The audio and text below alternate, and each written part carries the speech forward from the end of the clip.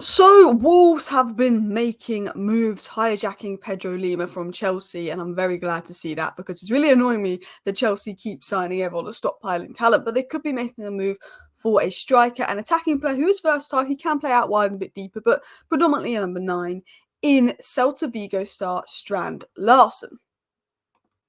So we're going to talk about Strand and Larsen, and we're going to talk about Wolves in today's video and a couple of the transfer signings and why they're good signings.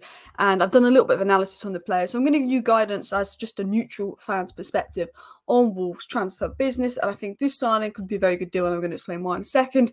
Kilman is a player they might lose out on, which I think will be a big loss for Wolves. He's been linked to a lot of sides, but West Ham is looking most likely. He was linked to my club, Manchester United, and to be honest, I'd rather have Kilman at our team than Victor Lindelof. I wouldn't be too bothered if he came to United, but a lot of Man United fans were sniffing Kilman away, but I think Kilman's a really good player. I think he'd be a good third choice centre-back for Man United. He's also been linked to Newcastle, but he could be going West Ham-wise. Anyway, let's talk about the signings. Pedro Lima is obviously the one you've hijacked from Chelsea, and this is a really good deal. Now, I don't know as much about this player as I do about Larsen, but I did some research on this guy, and this guy could be an absolute baller. I spoke to someone that has watched him play as well, and they gave me some insight. But let's talk about your new addition in attack, your big addition, your expensive addition that's ready now in Strand Larsen. So as you can see, his statistics here, he got 16 goal contributions in 37 La Liga games. But do you know what I'm going to say? 37 La Liga games, injury record, stays fit, can play a lot of minutes. That's something that Wolves have struggled with injuries. You know, Pedro Neto, if he could stay fit, wow. Like if Pedro Neto could stay fit, but he can't. So fair enough, fair enough to him. 13 goals, 3 assists. Not bad. We look at his just general stats. Eredivisie got 24 goals in 66 games. He's gone over to La Liga. He's only just turned 24, so he's still got potential. He's still got room to learn and grow, and he's still got things that can be coached into him, and he can get even better and be a pretty good, Premier League striker. To get 13 goals for Celta Vigo, who aren't a very attacking side, is pretty decent, to be honest with you, as well. So he's 24 years of age. He's 6'4", so he's very tall, very physical profile. He's going to help Wolves aerially. He's going to help Wolves in build if they want to play long, just control the ball, get it down, hold up with them. He's going to really help Wolves in retention and control in the final third and being an outlet to kick it long to and someone that can keep the ball. He's going to help Wolves because he can drop deep and is good with his feet. And he's just going to help Wolves in the air and corners, set pieces. I think he's going to be good in that aspect as well. But he is a player that is versatile. He's able to play as a second striker. He'd be able to play with Cunha, who I think is an unbelievable player. And in my dream Man United transfer that involves Cunha coming in as our centre forward, as a Man United fan, I think Cunha's brilliant. I think Aïnouri's great as well, actually. And I think that Neto's great if he can stay fit. But we can't pinch the Wolves squad. But Cunha would be my pick if I had to pick someone from Wolves as a Man United fan. You've also got Hwang, who's a good player, but he's had some injury issues and stuff. But he'll come in and he could play with Hwang. He could play with Cunha. He could be pushed out wide if needed. He can drop deep. He seems versatile, although predominantly a number 9 that likes to, come and get the ball. He's very strong. He uses his body well. He uses his frame well. From what I watched, he's very comfortable holding up the ball, using his body to shield the ball and then creating separation from the defender to then play off a pass. He likes to play off a pass ahead of him. He likes runners, and I think someone like Pedro Neto who can run off the winger, wingers that are going to run off the striker, which is something that Cunha does really well, is going to work with him as well. He likes to play those passes forward when he drops deep, and he looks incredibly hardworking. A Celta Vigo fan said that he's a hardworking player with lots of potential.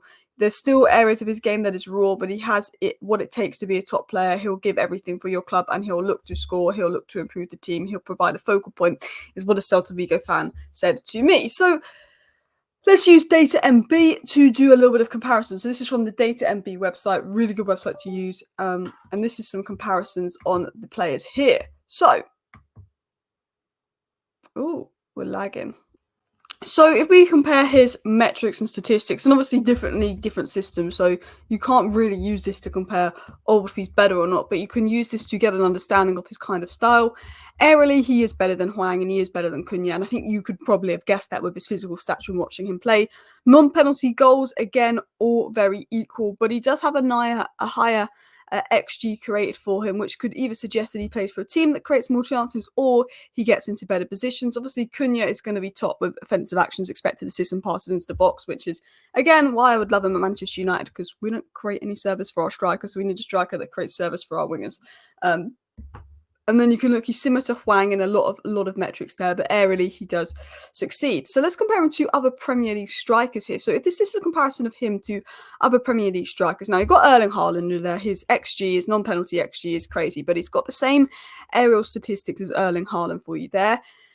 Højlund is in pink, and he pretty much beats Rasmus Højlund in every metric, and I think Rasmus Højlund's a brilliant young player, and I feel sorry for him because he gets no service. He got 14 goals for Man United last season with no service. Like, Højlund is a good player that most Man United fans are very happy with, and you can see that these metrics, he is higher than Højlund for aerial, same for non-penalty goals, XG, passes into the box, expected assists, defensive actions.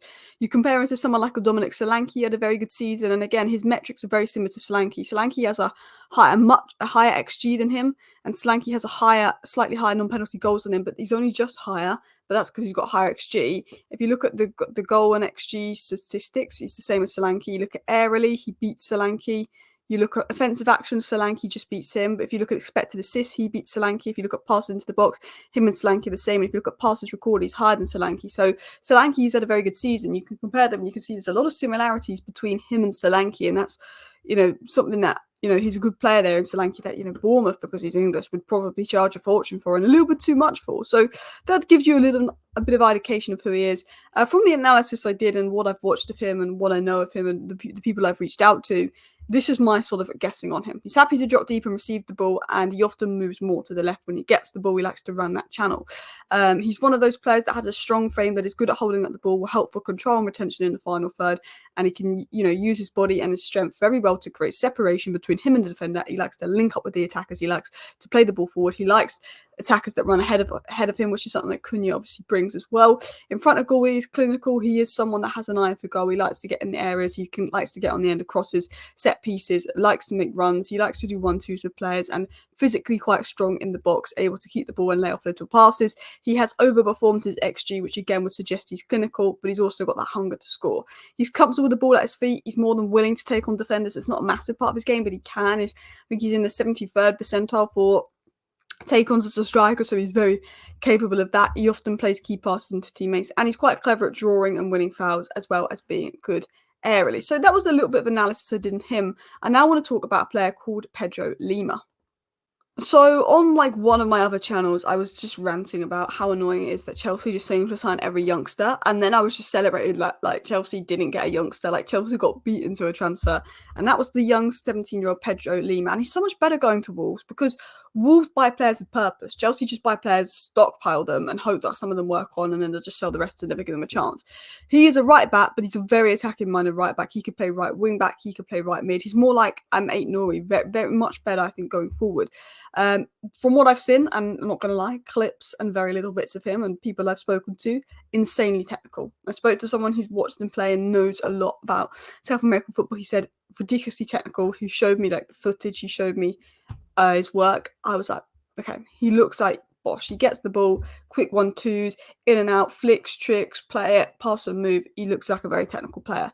Dribbling and aggression, very good at that. He excels in 1v1 scenarios because he's just a great ball carrier, great dribbler, can beat people 1v1. He's got the pace to get past. He likes to particularly go out wide and be more of an overlapping player, and he's got the aggression to do that and swing in across, but he's also got the technical ability to invert, come into midfield, receive the ball, play quick 1-2s, be an inverted fullback as well, if needed, which would allow for tactical versatility. I think his ability to carry the ball, I think his pace also allows him to be good 1v1. He's an attacking fullback, but he's got the pace and he uses his physicality well to defend in 1v1 scenarios. He's known to be an elite carrier who is rapid, that puts in good crosses and has the skills, the flicks, and the ability to take on players and do quick 1-2s and run into space and make things happen. He has that constant aggression to make things happen. And when in the final third, he does his best work. He's a threatening player in the final third, whipping in crosses, whipping in balls, making runs into the box, making combinations on the right-hand side. And that's something that I think he can thrive with at Wolves, and he could definitely bring something to Wolves in the future. He also looks very press resistant, very comfortable on the ball, very intelligent, seems to make good decisions, and going down that right-hand side, he's very, very lethal. So that is my review on Wolves' signings, on Wolves' business. I thought I'd do a video on Wolves because, to be honest, they're the only team that seems to be doing business today, other than Chelsea signing 50 new players today. Let me know your thoughts. This is Alice Talks Football 2, or Alice Talks More Football, where basically, if you don't know who I am, I have a Man United channel. I have a channel where I talk about the big six, but because I have a Man United channel, I just put Newcastle in there because of their Saudi money. And then this is a channel where I just talk about all things Premier League, all clubs England and stuff. So if it sounds like your thing, do subscribe. Thank you for watching. Bye.